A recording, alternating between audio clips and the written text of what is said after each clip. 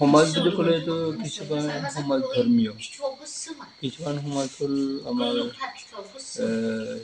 শিক্ষা বিভাগৰ এটা সমাজ থাকে, কিছুমানটো ব্যৱসায় সম্পৰ্ক, কিছুমানটো খেতি, তেনেকুৱা বেলেগ বেলেগ এটা সমাজ থাকে। বেলেগ বেলেগ সমাজ থাকিলে যিটো সমাজত আমি কাম কৰিব খোজোঁ, সেই সমাজক আগুৱাই নিবৰ কাৰণে সেইটো সম্পৰ্কে আমিও অভিজ্ঞ হ'ব লাগে। আমি নিজে অভিজ্ঞ নহয়, তেওঁলোকৰ লগত কি আলোচনা কৰিম বা তেওঁলোকক আমি কি পথ দেখুৱাম, ডাঙৰ কথা আছে। সেইকাৰণে মই ভাবোঁ আমি নিজে অলপ কিবা জানিব লাগিব, তেতিয়া আমি সমাজক আগুৱাই নিব পাৰিম, কিবা এটা ক'ব পাৰিম, উপদেশ বা পৰামৰ্শ তেনেকুৱা আমি কৰিব পাৰিম। এতিয়া প্ৰথম কথা সেইটো কাৰণে মই ক'ব খুজিম শিক্ষাটো খুব ডাঙৰ কথা। আজিৰ যুগত সেইটো লাগিবই, টেকন'লজিৰ যুগ, প্ৰযুক্তিবিদ্যাৰ যুগ। প্ৰযুক্তিবিদ্যাৰ কথা বুলি কোৱাৰ লগে লগে আমাৰ এইটো শিক্ষাৰ বাহিৰে একোৱেই নাই, বিজ্ঞানৰ বাহিৰে একোৱেই নাই। গতিকে সেই বিজ্ঞানখিনি, সেই শিক্ষাখিনি আমি ল'ৰা ছোৱালীক যদি দিবলৈ বিচাৰোঁ, তেতিয়াহ'লে ল'ৰা ছোৱালীবিলাকৰ প্ৰতি আমাৰ যিখিনি কৰ্তব্য সেইখিনি আমি কৰিবই লাগিব।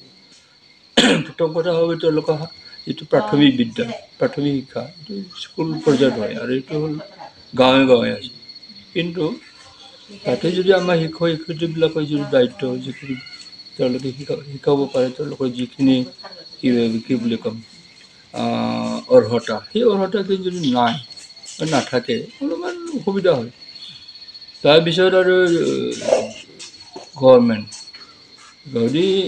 গভৰ্ণমেণ্টবিলাকে যদি এজেঞ্চি মানে যিবিলাক আমাৰ প্ৰতিনিধি, তেওঁলোকে যদি সেইবিলাকৰ কথা চিন্তা নকৰে, তেতিয়াও অসুবিধা আহিব।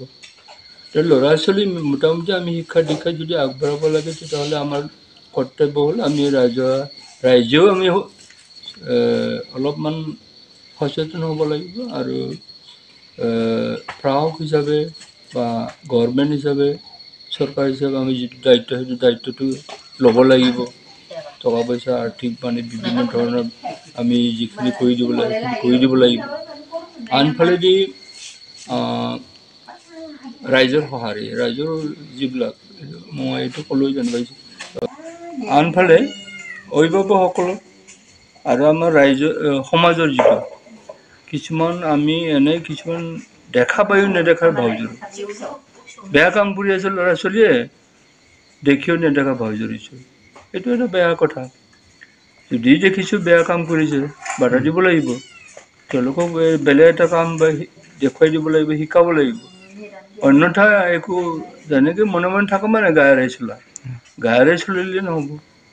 গতিকে মই ভাবোঁ আৰু ল'ৰা ছোৱালী বনোৱা বা সমাজক নতুনকৈ গঢ় দিয়া, পৰিৱৰ্তন অনা, কিবা আনে, গোটেইবিলাক দায়িত্ব আমাৰ সমাজত আমাৰ থাকে।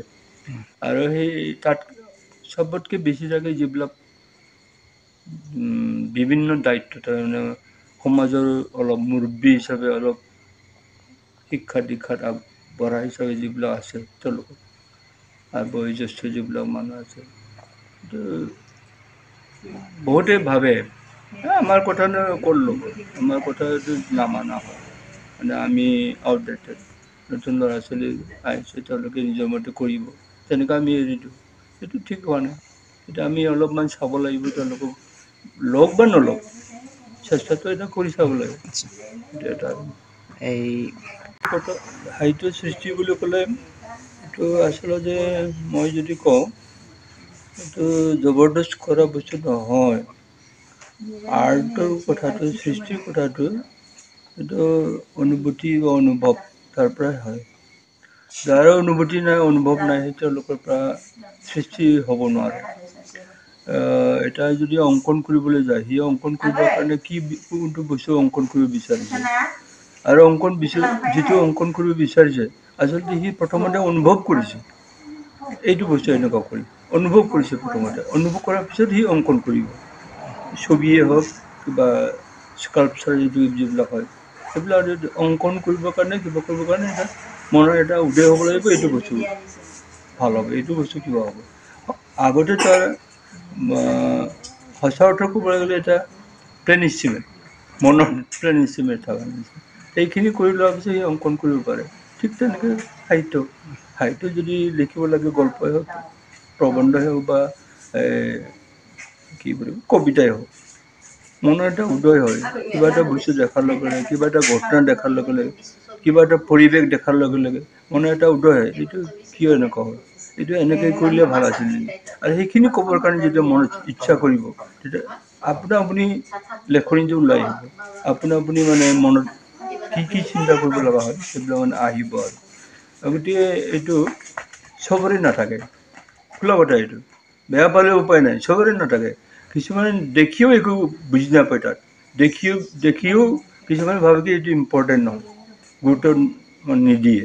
আৰু কিছুমানে তাকে চাই মানে কিবা ভাবি থাকা কিবা এটা, এইটো তেনেকুৱা মানুহো থাকে। গতিকে অলপ বেলেগ বেলেগ ধৰণৰ মানুহ বা বেলেগ বেলেগ ধৰণৰ মানসিকতা, বেলেগ বেলেগ ধৰণৰ চিন্তাধাৰা আমাৰ আছে কাৰণে কিছুমানৰ হাতত কলমটো চলাব পাৰে, লিখিব পাৰে, চব পাৰে, কিন্তু সাহিত্য সৃষ্টি হোৱাটো সহজ কথা নহয়। কিছুমানৰ নিলিখিব পাৰে, লিখিব নাজানিব পাৰে, ধুনীয়াকৈ কথা ক'ব পাৰে, সাহিত্যৰ নিচিনাকৈ ধুনীয়াকৈ ৰস লগাই পেলাই মানে কথাটো কৈ পেলাই মানুহক মুহিব পাৰে। এইটো এটা আৰ্ট হয়, এইটো এটা সাহিত্য হয়। তো গতিকে সাহিত্য তেনেকৈ আৰু মই একেষাৰতে ক'ব লাগিলে সৰুৰ পৰা সাহিত্য চৰ্চা কৰি আহিছিলোঁ, কিবা কিবি যিকোনো লিখি আহিছিলোঁ। লিখি অহাৰ পিছত আজি এইটো বয়সত স্বীকৃতি পাইছোঁ, সেই স্বীকৃতি বুলি ধৰিলোঁ। বেলেগ বেলেগ স্বীকৃতিও নোপোৱা নহয়, মানে বেলেগ বেলেগ বঁটা হ'লেও এইটো এটা হ'ল ৰাষ্ট্ৰীয় পৰ্যায়ৰ বঁটা হয়। সেইটো মানে সুখী।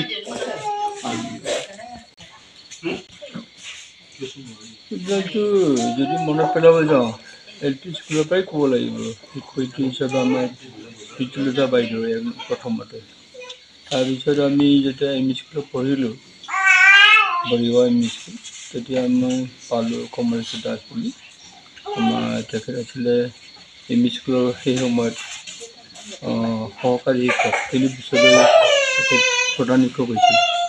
আৰু তেখেতে সেই সময়ত যিকোনো ছাত্ৰ ছাত্ৰী যদি কাৰোবাৰ যদি কিবা প্ৰতিভা দেখা পায়, সেই প্ৰতিভাৰ প্ৰতি তেওঁৰ এটা দুৰ্বলতা, সেই প্ৰতিভাবিলাকক কেনেকৈ আগুৱাই নিব পাৰে, যিকোনো ক্ষেত্ৰত, খেলা ধূলাতে হওক বা যিকোনো গীত মাত, গান বাজনা সেইবিলাকতো, সংস্কৃতি, নাচ গান, লেখাত মোক অলপ কিবা সেইটো দেখা পাই পেলাই মোক যিটো তেওঁ মোক সহায় কৰিলে আৰু মোৰ যিটো উৎসাহ, যিটো মোক প্ৰেৰণা দিলে, মই পাহৰিব নোৱাৰোঁ। সেইটোৱে মোৰ প্ৰথম তেওঁলোকৰ পৰা মই আৰম্ভণি। কিতাপ হিচাপে প্ৰথম প্ৰকাশ কৰিলোঁ 1980। লেখাটো বেছি মই তাৰ আগতে লিখিছিলোঁ, 6 বছৰমানৰ আগতে, কিন্তু প্ৰকাশ হ'ল টকাৰ অভাৱত বা যিকোনো কাৰণত 1980 চনত প্ৰথম প্ৰকাশ হৈছিল। কি নাম কিতাপখনৰ নাম? মঞ্জুবালা দেৱী। সেইখন গল্পপুথি নে কবিতা কি? সেইখন কিতাপটো এতিয়া ইউনিভাৰ্চিটি চলি আছে, চেলেবাছত। আৰু তাৰ যিটো মূল কাহিনীটো মানে আমাৰ যিটো জাতি, ধৰ্ম, বৰ্ণলৈ আমাৰ যিটো ভেদাভেদৰ কথা আমি সদায় কৈ থাকোঁ, আগতে বেছি আছিল, এতিয়াতো অলপমান কমিছে। সেইখিনি সময়ত যিটো মই পাইছিলোঁ, এই ব্যৱস্থাখিনি বা তেনেকুৱা ধাৰণাখিনি কেনেকৈ আঁতৰাব পাৰোঁ, কেনেকৈ দূৰ কৰিব পাৰোঁ, বা কেনেকুৱাকৈ মই নিজে এইটোত অংকন কৰি ৰাইজক জনাব পাৰোঁ, ভাল হৈছে বেয়া হৈছে, এইটো ব্যৱস্থাটো কেনেকৈ কি ধৰণৰ আমি চিন্তা কৰিলে ভাল হ'ব, সেইটো এটা আভা এটা দিছিলোঁ। আৰু ৰাইজে সেইটো ভাবি ফালে বৰ্তমানলৈকে কি ধৰণৰ লৈছে মই ক'ব নোৱাৰোঁ, কিন্তু বহুতে মোক মানে সেইটো কিতাপৰ কাৰণে ভালো পায়। এই গ্ৰন্থখনটো এনে 13টা গল্প, কি নাম গ্ৰন্থখনৰ নাম? জীউ সপনি দাফন, হয়। জীৱন যাত্ৰাৰ দাগ, জীৱন যাত্ৰাৰ দাগ। 13টা গল্প, এইটো এটা বেলেগ এটা গল্প আৰু 13টাৰ এটা। তাৰমানে গল্পটোৰ নাম জীউ সপনি দাফন। অসমীয়া যদি এইটো আমি কিবা কৰোঁ, অনুবাদ কৰোঁ, তেতিয়াহ'লে জীৱন যাত্ৰাৰ ডাক। জীৱন যাত্ৰাৰ ডাক বুলি কোৱাৰ লগে লগে আমি গোটেই জীৱনটো আমি এনে যাত্ৰা পথত থাকোঁ, সৰুৰ পৰা বুঢ়া বয়সলৈকে মৰালৈকে। সেইখিনি সময়ত আমাৰ বহুত কিবা কিবি থাকে, ঘটনা সমস্যা বা দুখ বেদনা অনেক থাকে, বা আমাৰ কাম কৰা যিবিলাক কিবা অলপ বেলেগ বেলেগ কিছুমান কিবা কিবি থাকে, যাৰ কাৰণে আমি কেতিয়াবা আনন্দিত হওঁ, কেতিয়াবা আমি দুখ কৰোঁ, কেতিয়াবা আমাৰ বেয়া লাগে, কান্দোঁ, কেতিয়াবা হাঁহো। এইবিলাকৰ মাজত এইটো গল্পৰ যিটো উল্লেখ মই কৰিছোঁ, এজন তিৰোতা মানুহ বেলেগ এটা সম্প্ৰদায়ৰ লগত বিয়া হৈ গুচি গ'ল, অকলে নিজাববীয়াকৈ ঘৰৰ পৰিয়ালৰ কোনো শাক বচন নোহোৱাকৈ গুচি যোৱাৰ পিছত মাজতে আহিব লগা হ'ল। আহিব লগা হোৱাটো বৰ মানে একেবাৰে শেষৰ বয়সত আহিব লগা হোৱাৰ পিছত, কাৰণ সেইফালে আকৌ তেওঁলোকে সেইটো ব্যৱস্থা আছে ৩-৪জন লোৱা, সেইটোৰ মাজত সি থাকিব নোৱাৰে, যিহেতু এইটো সমাজত নাই। এইটো সমাজত নাই কাৰণে আহিব লগা হ'ল, টিকিব নোৱাৰিলে। আহি পেলাই নিজৰ সমাজত আহি পেলাই দেখিলে তাৰ পৰিয়ালবিলাকো তাক কিবা নিদিয়ে, আশ্ৰয় নিদিয়ে, পৰিয়ালবিলাকে তাক আদৰি নলয়। যেতিয়া আদৰি নোলোৱা হ'ল, অকল থাকিব লগা হ'ল। অকল থাকিব লগা হয় আন এজন মানে কি বুলি ক'ম, এইটো আমি কিবা বুলি ক'ম, তাৰো ঘৈণীয়েক ঢুকাল যেনিবা, ই এটা মানুহ, ই মানে আশ্ৰয়ত থাকিব লগা হ'ল। ইয়াৰ আশ্ৰয়ত থাকোঁতে দেখিলে সিও মদাপী, সিও একো কৰিব নোৱাৰে, খুৱাব নোৱাৰে, তাক মানে সহায় কৰিব নোৱাৰে। গৈ গৈ গোটেই জীৱনটোত সি মানে পালে কষ্ট আৰু কষ্ট। লাষ্টত সি এটা দোকান দিছিল, টেবুলত 4টা কিবা এই কি বুলি কয় ভৈয়াম মানে এই টেমাটো, তাতে চকলেট বিভিন্ন 2-3টামান চকলেট, চব মিলি গোটেই মিলি হিচাপ কৰিলেও টেবুলটোত থকা কিবা এটা 100 টকাও নহয়, মানে মূলধনটো।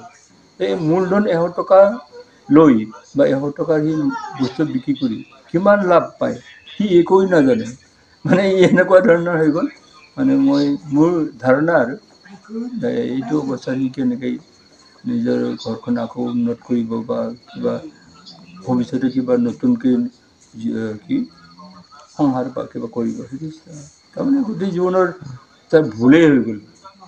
প্ৰথম ভুলেই ডাঙৰ ভুল, আৰু সেইটো পিছত জীৱন যাত্ৰাৰ ডাক।